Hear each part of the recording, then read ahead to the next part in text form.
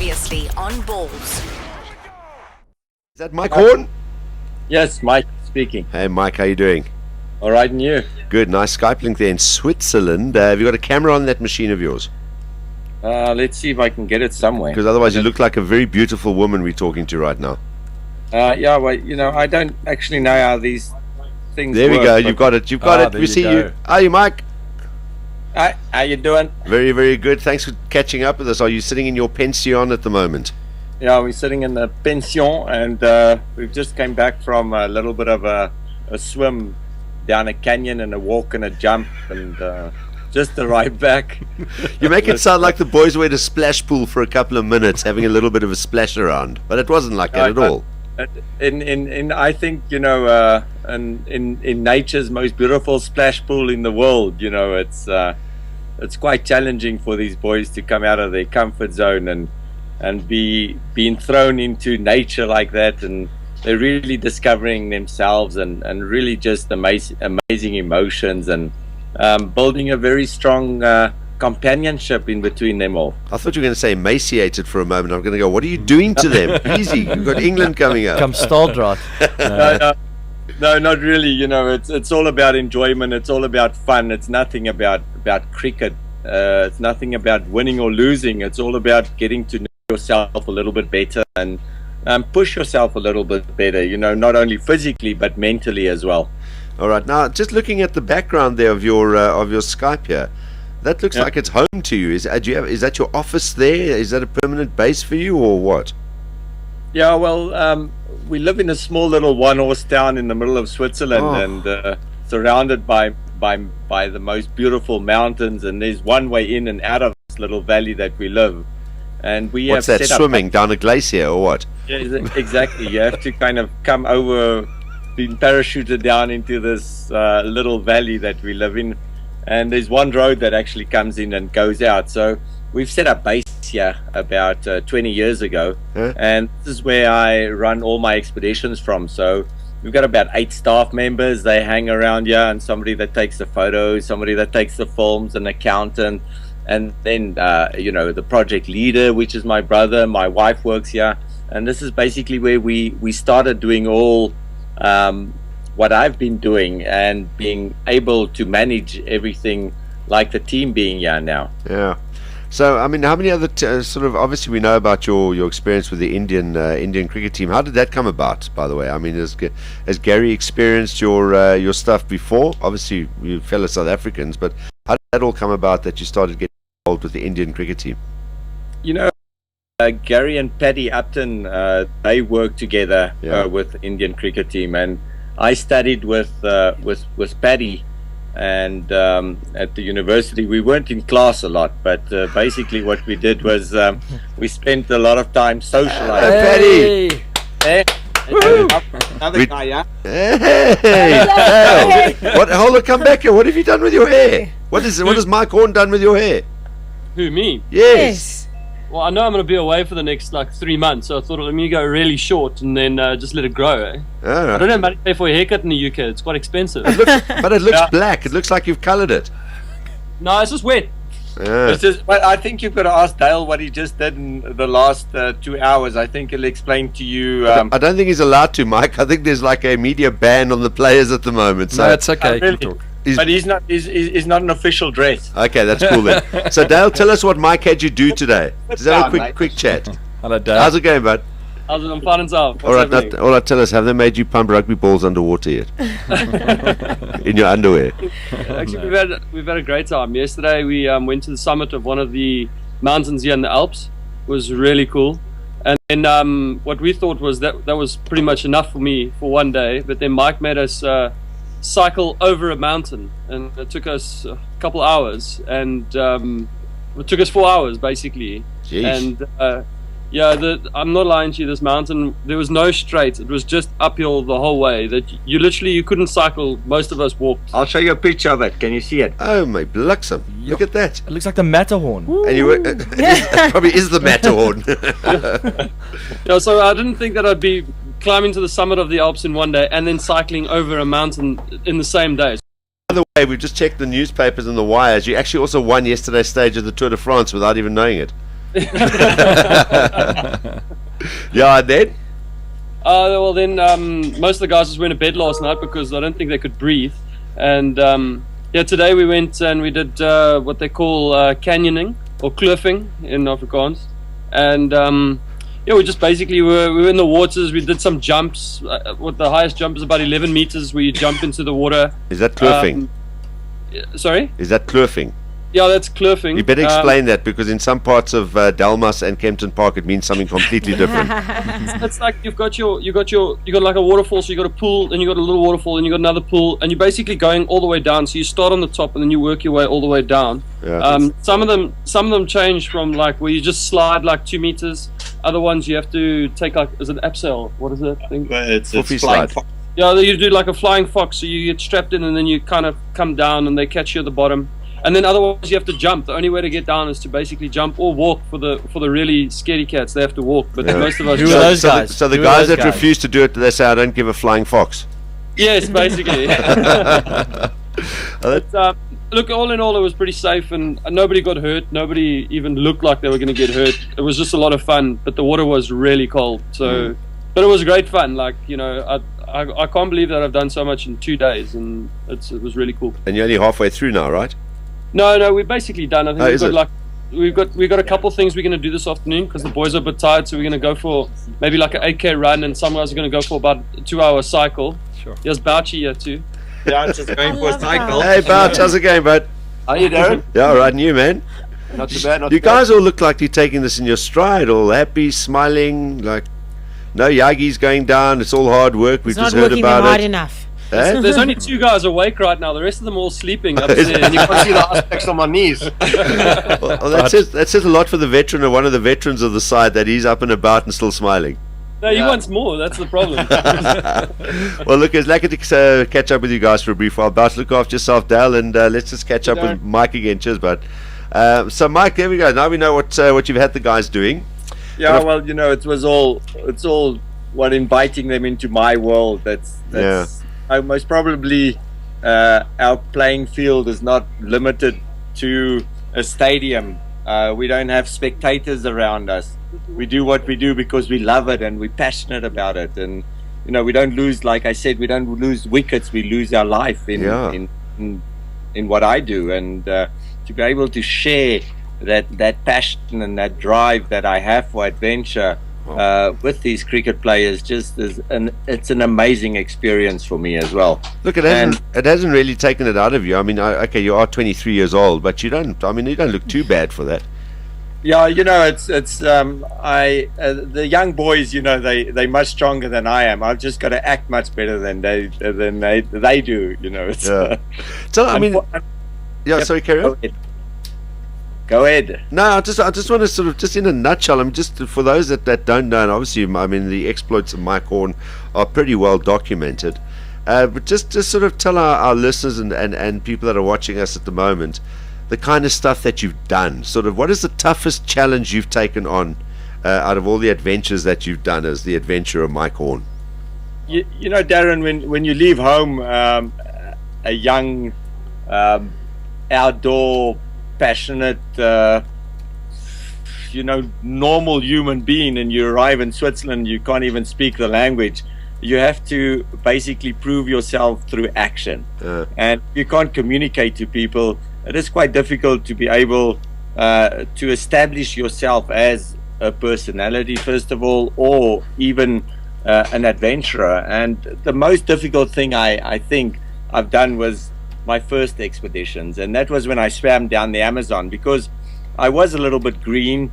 I didn't have a lot of chance of making it, but once I joined the special forces in Brazil, and they taught me how to survive, how to hunt, what I could eat, what I couldn't eat. They gave me a pile of books about this high once and said, Mike, study all of this.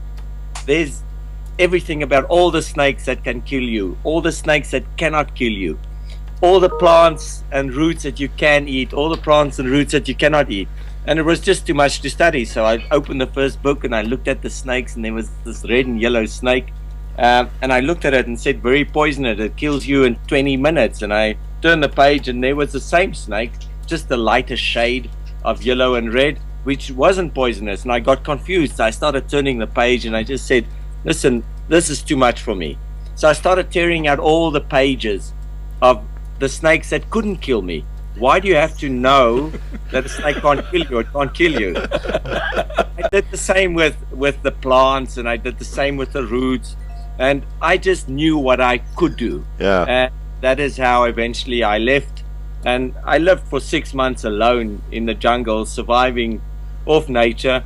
And the most important thing, like I always say, if you know that in the jungle everything that the monkey eats you can eat, then you have to observe the monkeys. If the monkey sit up in the tree and eats leaves, you climb up the tree and eat the same leaves. They've got nutritional value.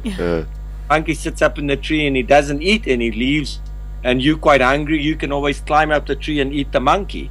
So at the end of the day, you can always kind of stay alive if you just use common sense. Yeah. So there, Mike's just basically giving a big up for outcomes-based education. All right. take out what you need to learn and then go out and do it. It's amazing. You swam the Amazon. That was one of your first challenges. Yeah, that was many years ago. I've been a professional explorer for 22 years, and leaving on your first exploit to be able to make it a profession, was a big step, and that really helped me a lot. All right. What made you want to swim the Amazon? As a kid, I was always dreamt of going to see these anacondas, and we speak about piranhas, and then we speak about this parasite catfish that when you pee in the water, it swims up your penis or your backside or into your ears. And as a kid, it always fascinated me, and to actually know that you can go out there and find these massive ants and flowers that eat meat and stuff like that. It was attractive. And it's not that I'm afraid of the unknown. The unknown actually motivates me to do what I do today. Yeah. And to be able to share that knowledge today with other people is just great. I lived it, I've experienced it, now it's time to share it. I think you're one of those fascinating people I've ever spoken to in my life, and I've only learned a couple of things. I mean, obviously you've sort of picked up on things that you've done, and you paddled around like Greenland or something, and you've crossed mountains. You've done everything basically. Yeah, 25 years of exploration with really great support, with the right sponsors and things like that, gave me a lot of opportunity. And a train, when it stops in the station, you've got to hop in, and you can't let the train go by. Yeah. One life has 30,000 days, and I've reached the stage that maybe I've got 12,000 days left if everything goes well. And you cannot let one day go by without learning something. You cannot waste your time. Life is there to live, and why not live it to the fullest? Why shortcut yourself? Why shortcut your life? Why do you sit there and complain how difficult life is? Why don't you just better yourself a little bit and then overcome these obstacles, and life becomes easier? And it's just the way that we look at life today. And I've always battled my way into things and battled my way out of things, and to be able to open the eyes of kids and youth and other people that's interested in it is just the way that I live my life. That's all well and good, Mike, but have you seen our listener numbers? No, not at all. Not at all. Well, Mike, I think since you've been on, they've certainly increased. One thing you did mention, which was a lovely word when I spoke to you on the phone, you said survival, very important. We have to survive. It's a bleeding obvious, John. Yeah, but the way Mike said it, survival, that's the most important thing. No, every day everybody has to survive. Yes. And it's not, you don't have to go to the North Pole to survive. Yes. Just surviving the day, or your tea boy that delivers the tea 10 minutes late, that becomes the biggest problem in your life. Then all of a sudden you realize that people don't really have problems. They've created this false survival mode that they go in, and all they should do is just go out there and do things themselves. Get off your backside and listen to more radio, obviously, but go out there and do things. Just do things. Just live. Yes. Moritz van der Merwe says Mike is like Bear Grylls Sapa. Bear Grylls could be I think one of my daughters. Have you got a TV show on like not Animal Planet, but like a Discovery or anything? I mean, have you ever done a regular show, or do you have one? No, I've actually have been asked to do these survival shows, and this guy called me up one day from the US, and I'm not going to mention names, but it was a very important survivor reality TV show director, and he asked me if I was interested in participating in this. He called it the True Survivor, and I said, well, can I? And actually I couldn't, but I was playing around with him, and I said, is this really True Survivor? And he said, yeah, this is the real thing. You know, you out on this island, you have to survive, you have to hunt, you've got to hunt your competitors and stuff like that. And I said, can we die? I said, I just had two questions.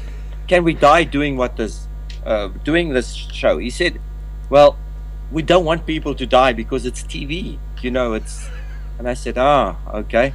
And I said, can I kill my competitors? And it went quiet on the other side, you know. And he said, obviously not. So I said, then I'm not interested because it's not True Survivor. Just jokingly, it was just a joke, but at the end, you know, I've been asked to do a couple of shows. I've said no to it because if you become too commercial, then people won't really believe what you do. And I kept my line straight, and for 25 years doing my own little things, now being able to educate the youth is just a great opportunity. Is that where it is now? I mean, are there any more adventures in the future for Mike, or do you sort of wake up one morning thinking this is what I want to do and then make a decision, or do you have a sort of plan of, I want to go and do this now, this is something I haven't done that you still want to do?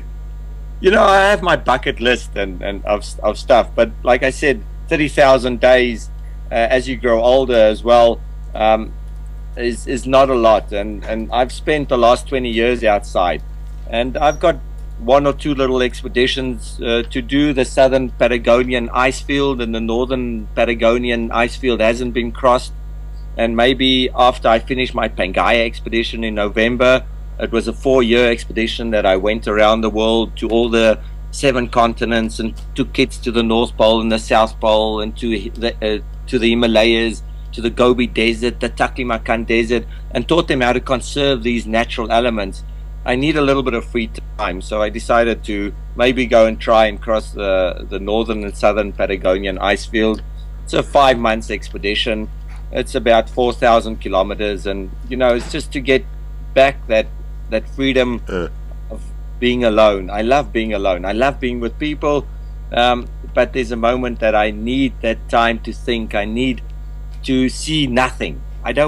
We've got visual pollution every day of our life, you know, and noise and sound pollution and stuff like that. Just being alone, people just don't know what it is. And for me, that is the true value of life. If you can live with yourself, you know, you can live with others. Well, one night with Dale Steyn and Mornay Morkel and Mark Boucher, I promise you're going to want to be alone. Listen, I've experienced it, and they promised they wanted to be alone. They just said, Mike, leave us alone, man. Well, listen, if when you're out on these, I mean, do you film all the stuff that you do? Is this all documented on film and or not? Yeah, I do document it, and then when I meet up with my logistic team, they come in and they document part of what I've done. They take the film away. Now it's not film anymore, but they take the memory cards away, and we try and put it on YouTube. So we got a website and a Facebook and a whatever, the Twitter, whatever, these new ways of communication. You know, I'm still old school. You have people doing that, and then we do like a Mike's Minute of the day, where I show how I hunt the crocodiles, and I show how I survive swimming down the Amazon, or how do I save the pink bottlenose dolphins, and all these little things that has followed through the new media allows me today to be able to communicate freely, where before it was really difficult. You had to have a whole team. Today it's just become easy. Well, when you are in the Patagonian ice fields, either north or south, and if you have Skype there at any time, please remember us. We'd love to catch up with you while you're in and just have a chat and see what it looks like around there. I don't want to take any of your exclusive footage, but we'd love to catch up with you while you're doing one of your adventures. Today, Darren, with all technology, we use a lot of satellite communication, and it's always easy to connect and live stream some stuff. Some of when I did some of these 8,000 meter peaks, and I climbed without oxygen and without ropes and without porters, and you get into that death zone at above 7,500, and you only have 7% oxygen. And to be able to have a camera on your head and stream it live down to base camp, and then them streaming it back to the office where I'm sitting now, and people can actually see you reach the summit. It shares that moment, and a lot of people do not want to go up there. But if you really see what it takes to get up there, it is a way of communicating, is a way of sharing. And like I told the boys, cricket boys, we don't have a stadium. The world's our stadium. Exactly. We don't have 30,000 people sitting there watching us. So how do people know or get to know that what we do is real and true? It's to be able to film it, to document it, and to share it. Well, we'd love to share it with you when you do have a moment again. It's been fascinating chatting to you. Just a final one. What is that around your neck? What is in there on that rope? Oh, this thing. Yeah. This is the tear of the moon. Just a short story. Yeah. The moon's in love with the sun. The moon will never meet the sun. It's actually from the Amazon. Okay. And for that reason, the moon is sad, and she cries. The tears is the rain that falls on the earth. And in the Amazon jungle, the rain creates the rivers, and that's the pathway for the Indian people.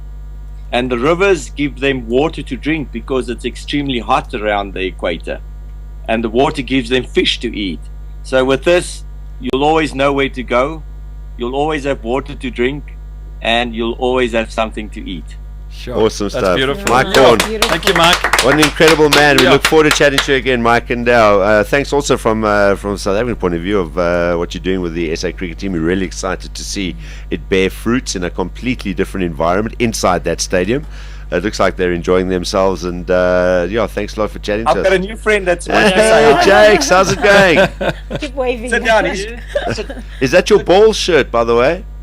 No, it's Nah. not. Of course you can't. He's getting ready to be taken on a little bit of a mountain bike trip through the Swiss Alps. Yeah. Fantastic. Well, there we go. You can do the Tour de France. So again, You can do the Tour de France while you're at it. one day. How's it been going for you? Yeah, very well, thank you. It's been very adventurous. Mike is the craziest guy I've ever met. But we're flying back tomorrow to the UK. Back to the UK tomorrow. Yeah, boy. And the other boys are all, the whole team are going over straight from there, right? Yes. Okay, that's good. I know you sort of pop into the UK and back here and all over, so we don't quite know if it's a private trip or you're going from a team point of view. But How's Simon doing? he's sitting here, he's listening to you and watching you. Okay, nice. Yeah, Oh yeah, last time you heard about Simon, he was passed out on a deck of some boat with one of your mates. He's sitting on a boat right now, by the way. I hope they teach you over there, Jakes, to care for your teammates, because you felt bugger all for me on that boat. You were supposed to fish for 4 days and you only did 1 day, but Yeah, well, I bit off more than I could chew there. Lying on that deck, I thought my world was going to come to an end. By the sounds of it, that fish wasn't more than you could chew. It was the size of a guppy. exactly. I heard you caught some nice fish though on the Friday. No, you missed it, but Yeah, Oh, jeez. Look Yeah, at you- playing the guilt card, yeah. yeah, he's pulling that guilt card on But you. we'll always have those memories though, and you know what I mean.